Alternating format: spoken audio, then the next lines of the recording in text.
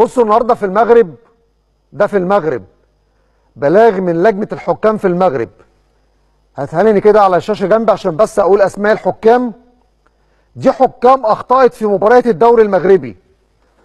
مباراه اتحاد طنجه وحسنيه اغادير في الجوله الاولى، في حكم اسمه السيد امين اتوقف مباراه من لجنه الحكام. حكم مساعد في الفار اسمه السيد جمال بالبصري اتوقف مباراتين.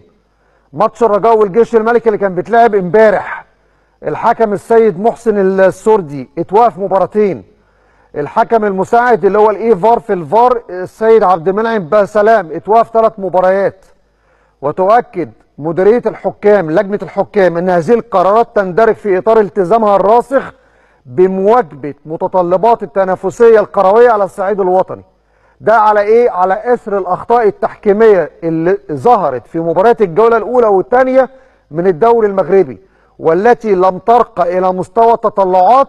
قررت لجنه الحكام اتخاذ مجموعه من القرارات التأديبيه. يا سلام، شايفين الصرامه؟ ده قرار النهارده اتخذ في لجنه الحكام في الاتحاد المغربي. جاب لك مباراتين حكام اخطاوا، اعلن للاعلام ايقافهم على طول.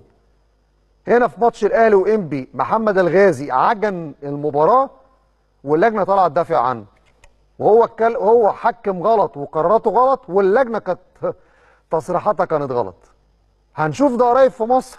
اتمنى.